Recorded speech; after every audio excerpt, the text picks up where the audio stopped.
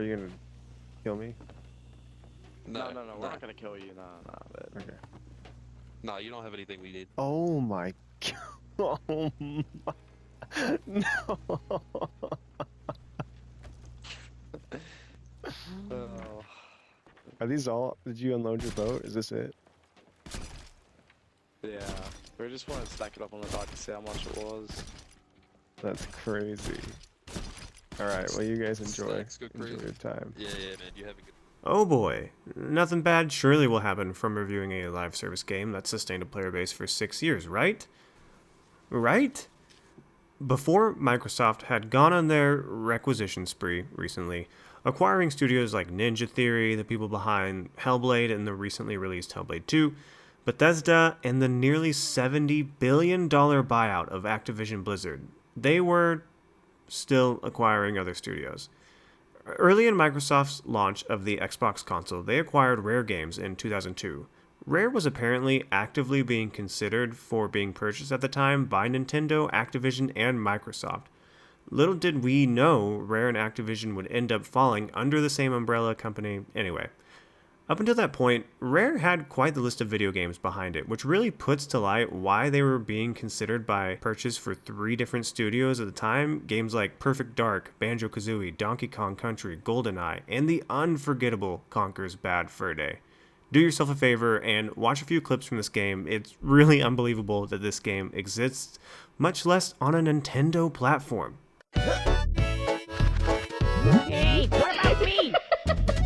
After the purchase from Microsoft, Rare would go on to make video games like Viva Pinata, Diddy Kong Racing, which is a banger, and Microsoft even got them to make the Kinect sports game for them. Too bad it wasn't good enough to save the Kinect. But I think that, without a doubt, since being acquired by Microsoft, one of Rare's biggest and most successful releases is Sea of Thieves. Xbox debuted the first ever trailer for Sea of Thieves at E3 June 15th, 2015. Like a lot of E3 trailers, it was something that looked too good to be true. A multiplayer pirate adventure where you fight other people to look for treasure and fight skeletons. I watched it recently myself, and it's a good debut trailer, leaving people excited to see what the actual game would be like. There was a beta period for this game, which was apparently received fairly positively by the people who played it. Then the game released on March 20th of 2018, which launched to mixed critical reception. It seemed like the game had good bones, but without much to do in the game, it needed to be fleshed out a bit to justify the $60 price tag.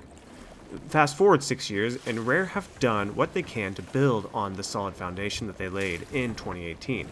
And the game is still going strong. They've added tons of new content, including new story quests, ghost ships, ships controlled by a skeleton crew, and even a Pirates of the Caribbean tie-in, which honestly seemed inevitable. Rare just launched Season 13 of the game, so it would be wrong to say that this game hasn't been a huge success for both Rare and Microsoft. It might have been a journey to get to that success, but that seems on brand for the game, which is about finding treasure, solving riddles, and sailing the seas just to turn in your hard-earned cash. It's all about the journey.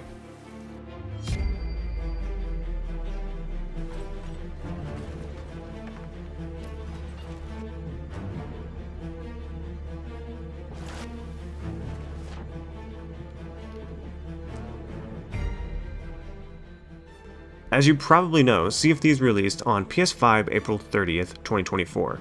Leading up to its release, it was the #1 pre-ordered game for PS5 users for a while and remained at the #1 purchased game spot for some time after that. This obviously brought a ton of new players to the game, but what is the new player experience like for a game that's been running for, or sailing rather, for 6 years? When you first boot up the game, you'll be greeted with a character creator, but it's less of a creator and more of a character selector. 6 randomly generated pirates are given to you, and you favorite whichever one you like, then regenerate more until you arrive at potentially 6 pirates that you've favorited that you can then choose from. It's pretty clunky, and you could spend a fair amount of time in here, to the point where I actually think some people would spend longer trying to randomly generate a decent looking pirate rather than just creating one, because all of these pirates it generates are really so freaking ugly. I wish they did just have a character creator in here. I'm sure they have their reasons for not, but honestly, I don't know what they could be. Maybe they want to have ugly pirates because pirates are ugly? No big deal, I guess. This is a first-person game, so you can get a decent enough looking pirate and can change mostly everything about them afterwards, and you won't be looking directly at them anyway. So you select your pirate, boot up the game, then do your maiden voyage, a little tutorial island that gives you the bare minimum that you need to know to start this game. And right away, you'll notice what makes this game so special. While that E3 trailer, the Sea of Thieves E3 trailer, had a lot to live up to, I think it's one of the few examples of a trailer living up to the hype that it actually built. Specifically when it comes to the sea. Man, the water in this game is truly just in a class of its own when it comes to how good it looks, the physics behind it, even the sound when you jump from your boat into the water sounds incredible.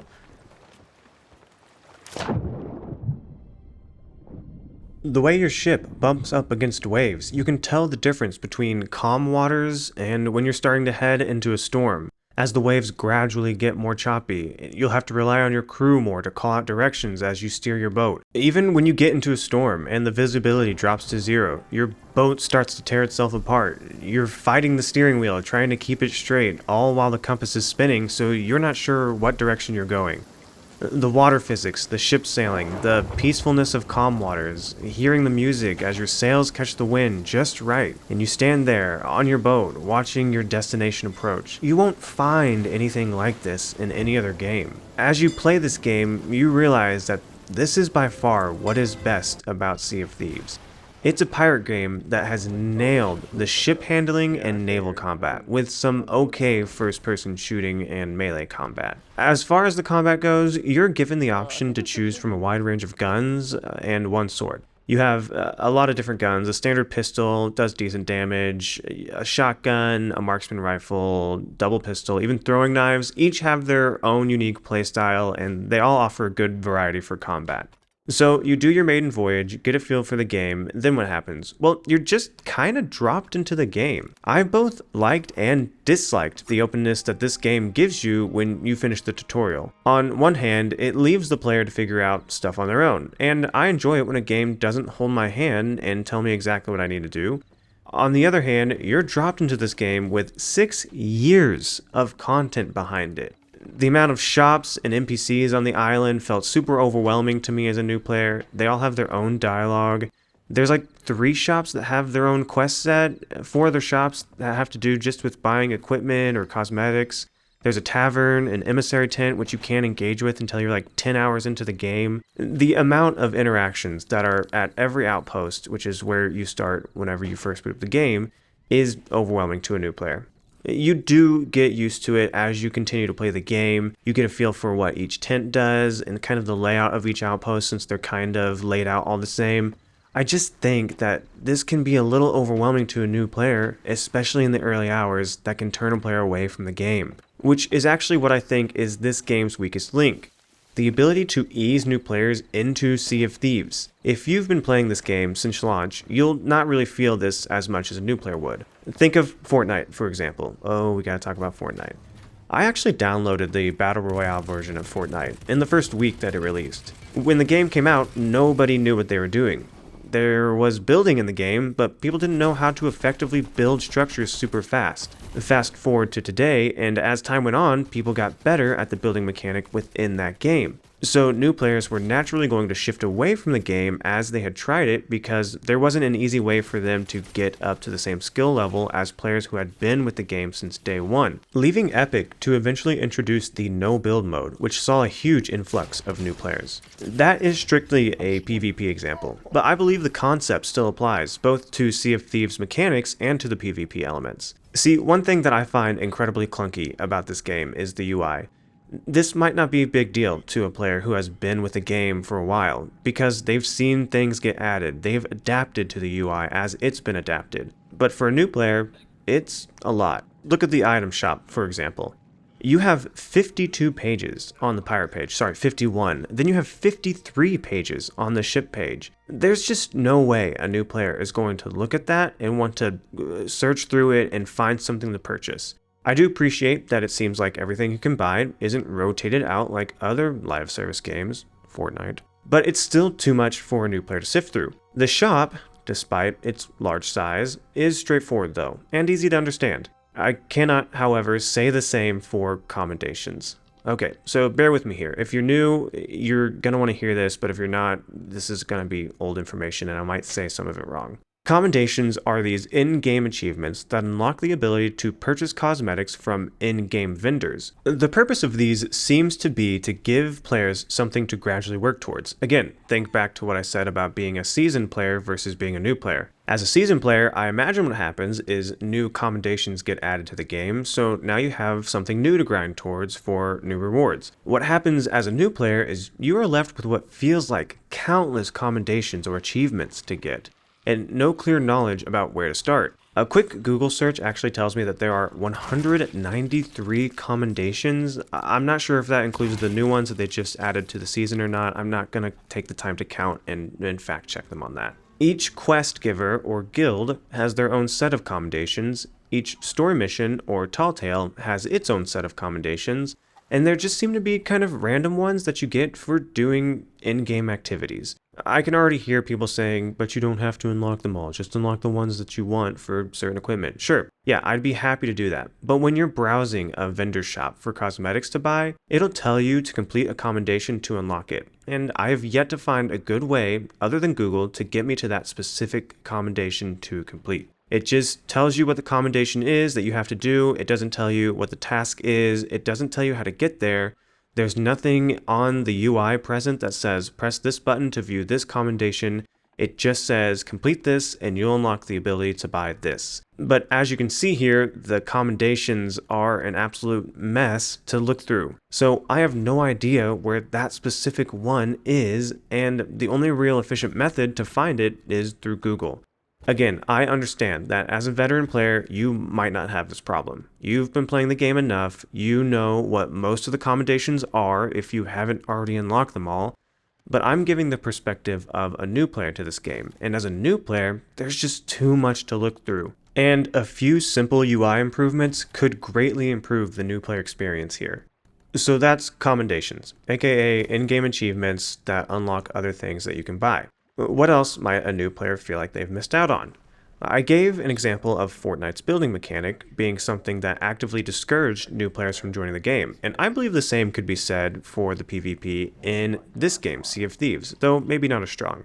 There is a deep strategy to ship combat in Sea of Thieves. I mean, I'm not even trying to write the water jokes, they're just writing themselves. Deep strategy? I mean, come on.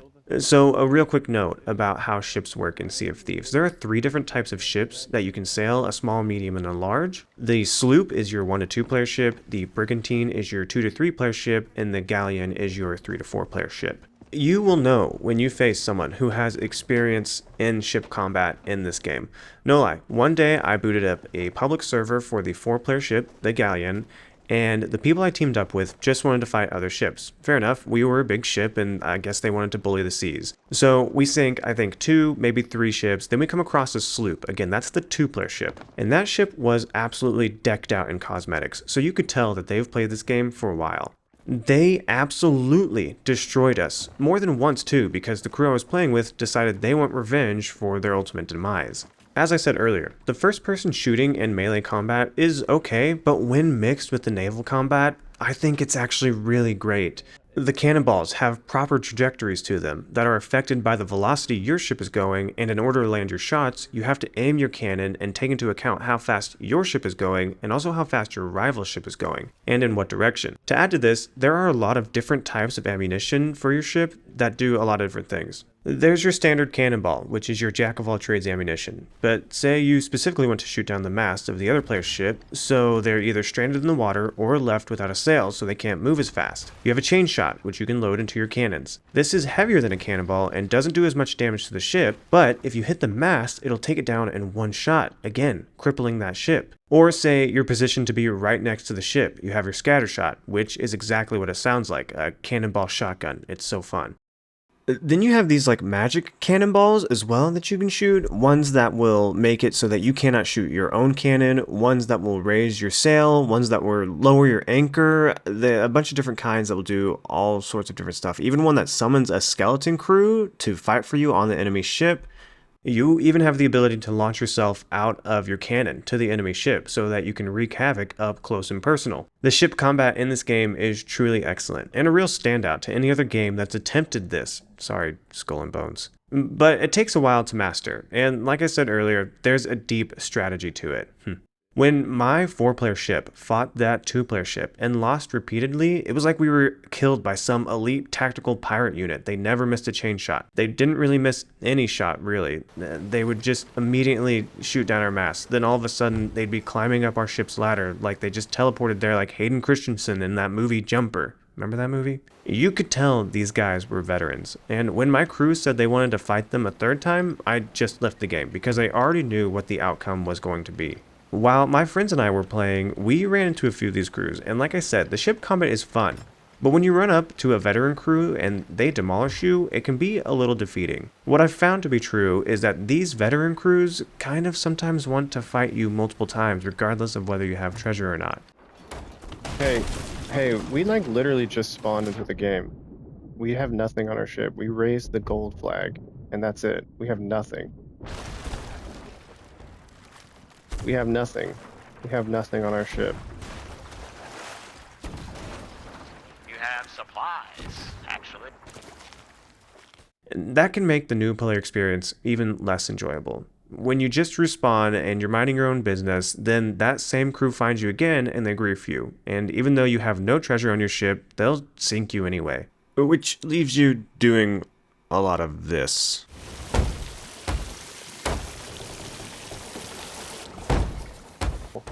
Okay. I don't know. I don't. You've been trying to fight.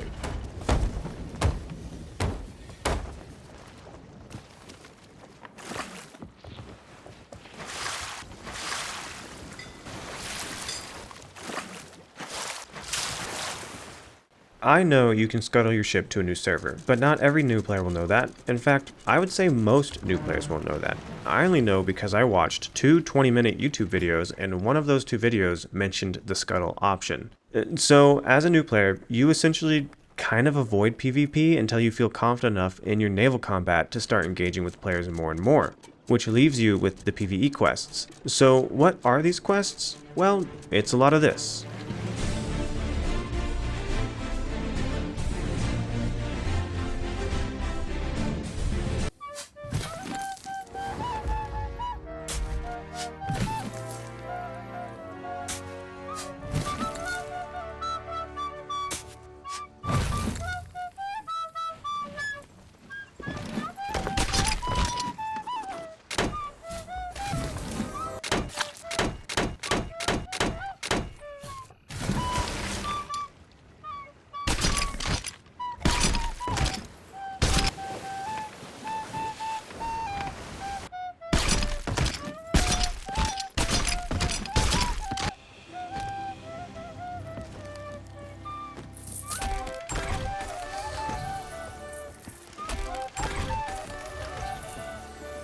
So, as I said earlier, there are guilds to each outpost in Sea of Thieves. From what I can tell, your primary guilds are Gold Hoarders, Order of Souls, and the Merchant Alliance. There are other guilds too, sure, but I think these are the ones that new players will engage with the most, since they're the most straightforward. These guilds all give you different missions to do.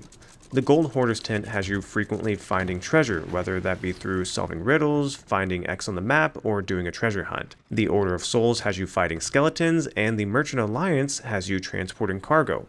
You really do a combination of all of these though, regardless of which guild mission type you pick. If you do a Gold Hoarders mission, for example, you're going to fight skeletons while you look for treasure, like you would in an Order of Souls mission. You're going to transport your gold from your island to the nearest outpost, like you would in a Merchant Alliance mission. You may even find other mission types through a message in a bottle that will have you do one of these different missions for these different guilds. In addition, there are world events that will be available as you sail the seas. These are larger world events. They take a while to complete and have a higher difficulty rating, but you'll be handsomely rewarded if you do them. And I mentioned briefly earlier Tall Tales, which are story-based missions that offer a bit more variety in the gameplay, having you solve puzzles, following clues to look for sunken treasure, or even engaging in naval combat. On their own, these missions are okay. You'll unlock more quests to pick from as you play, each offering some variety on the standard formula for the quests that you've already done. For example, you'll later unlock this quest to do these kind of underwater type puzzle quests.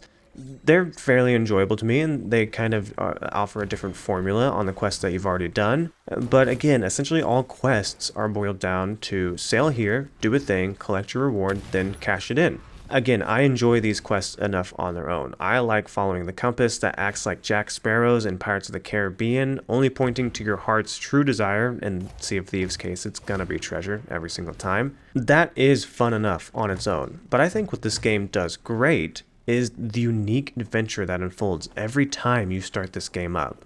I hold to the belief that Sea of Thieves is a roguelike game, but not in the traditional sense. You see, in a traditional roguelike game, you go on one run. In Hades, you try to escape. In Returnal, you're trying to get off the planet. In Balatro, you're trying to defeat the final blind. In these games, as you make your way through this run, you'll acquire various upgrades that are different each time, making your run unique, leaving you to want to push forward as far as you can until you either get the game over screen or you beat the final boss.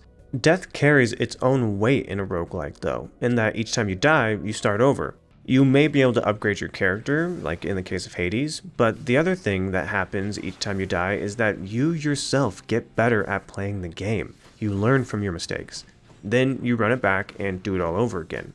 Now, Sea of Thieves isn't a roguelike game in the sense that you'll be upgrading your character each time you die. In fact, you can't upgrade anything that's not cosmetic at all in this game. It isn't even a roguelike game in the sense that each time you die, you start a new run, though that's kind of true sometimes. Sea of Thieves is a roguelike in the sense that every time you log on, a new adventure begins, and each time you log off, it is that night's run or adventure complete. You'll select a quest to do at first when you first maybe start up your game, but along the way, you'll most likely find other stuff to do, and you'll start off on that quest. Take this for example. I just got done doing this buried treasure mission for gameplay recording. Then I start to sail back to port and stand on the nose of the ship to record some B-roll, and I notice on my left there's skeletons with a boss on the island, and on the same island I also notice something glimmering in the sand, which is an indication of something worth picking up. So I drop anchor real fast, fight the skeletons and their leader, and doing this lets me uncover a reaper's chest on the island, which are kind of valuable, and that glimmering thing in the sand was a message in the bottle. I collect my reward from the fight, then I look at the new quest from that bottle. This leads me to an island that isn't too far from where I currently am, and it has, I think, 5 X's on it, which that's a lot of treasure. So at this point I have a decision to make. I can either go to port and sell my current loot, but that's in the opposite direction of the island with 5 X's on it.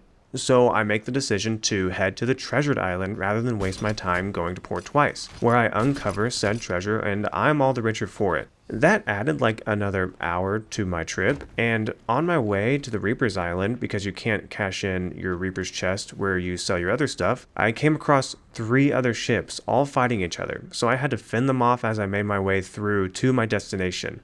I was just planning on doing one mission that night, but through this game's natural events, I was set out on an adventure that was way more fun than what I would have originally done. You will frequently find this game interrupting your plans, but it always feels like it's in a good way. It almost always adds to the fun, whether it's a message in a bottle, a skeleton ship that suddenly surfaces to fight you, a kraken that practically stops you in the water, or a monster that's trying to attack you while you're just sailing to port. The game's ability to make each night or day that you play a unique adventure is where all the fun is. You really never know what's in store for you when you boot it up. It leads you to have a debate within yourself about how much you want to do, because outside of the gold that you've gained or the cosmetics that you've bought, everything else will be gone when you shut the game down.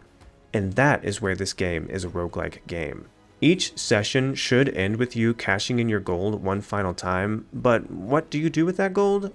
Well, you buy cosmetics, and because of the PvP element in this game, you only buy cosmetics. There are no character upgrades to make your time easier.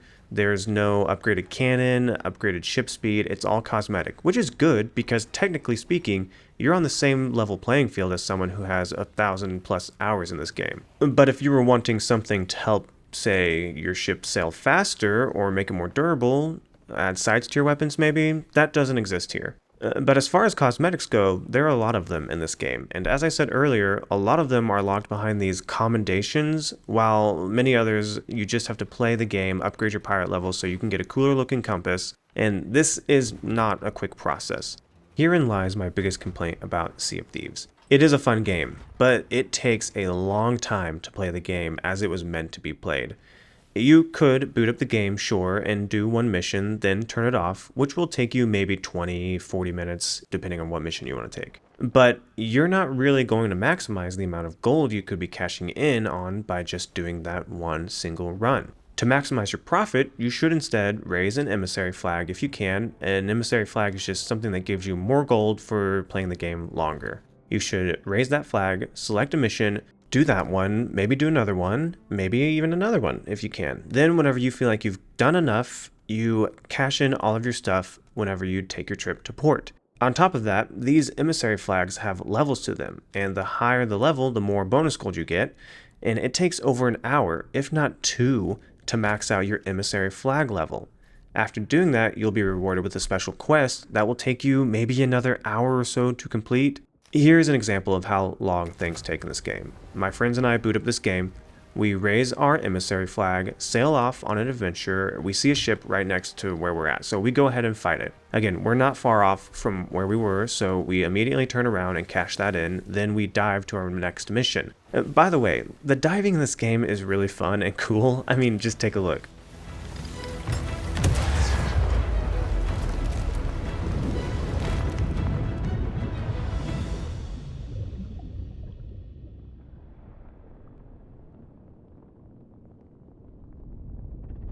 Diving is just taking you directly to where you need to go on the map. You can't do it if you have any treasure on your ship, otherwise you lose it, but it just feels so cool. It feels exactly like if you were on the Flying Dutchman in Pirates of the Caribbean. It's really fun. So anyway, we start the game, fight a ship, cash in, dive, do a treasure hunt, complete that, then on our way back to cash in the treasure from said treasure hunt, a skeleton ship surfaces next to us.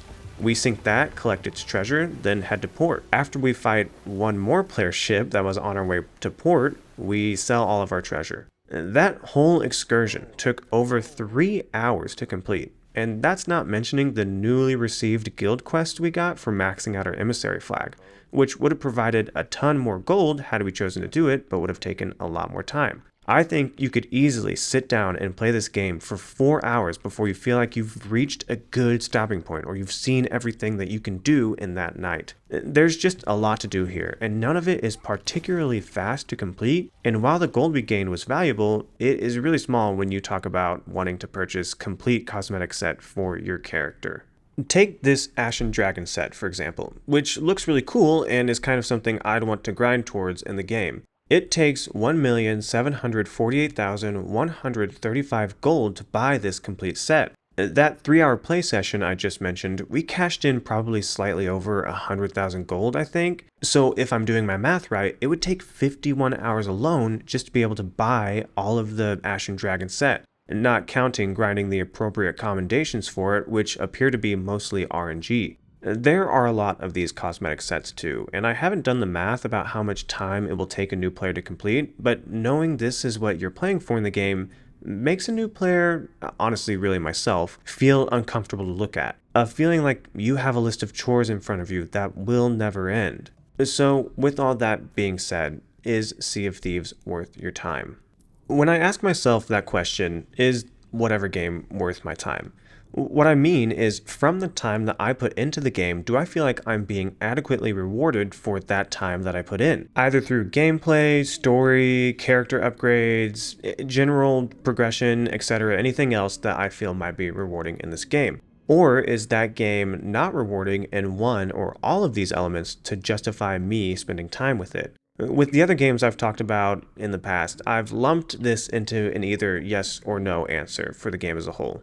With Sea of Thieves, I think I need to break it down further, because ultimately, when you talk about how rewarding is the gameplay, for the time that I spend with it, I can honestly say that I had a ton of fun playing this game. It's setting out on a new adventure every time that I start up a new game, getting a series of quests leading me to gather up more and more treasure, which I'll cash in at the end for a massive payout, and naturally getting better at ship combat and just sailing across the water, battling the elements, or peacefully making my way to my destination while I get to play some sea shanties.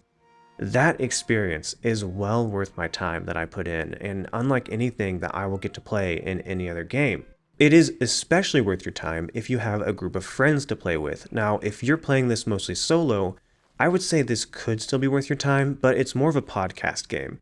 If you have a group of friends that are all wanting to be pirates together, that is where this game really shines. You all kind of goof around on your ship until it's time to get serious. You all band together to help find the treasure on the island, and then you all help cash it in, which makes for a faster experience. Again, as a solo player, you can still have fun in this game. You're going to largely disregard the PvP elements, but you can still do the solo missions, and it's pretty peaceful, and maybe you can plug in a podcast with it. But I think primarily you're going to want to play this game with friends. I do not, however, think this game is worth your time when you talk about what you can unlock with your time in this game. The cosmetics take entirely too long to unlock, they're expensive when you can unlock them, and aren't even guaranteed at a frequent rate because of the RNG nature of completing the commendations behind them. It is sort of satisfying just to watch the amount of gold that you have go up, but ultimately, I want something more meaningful that I can spend my gold on, that unlocks at a faster rate and is more clearly explained on how to unlock it.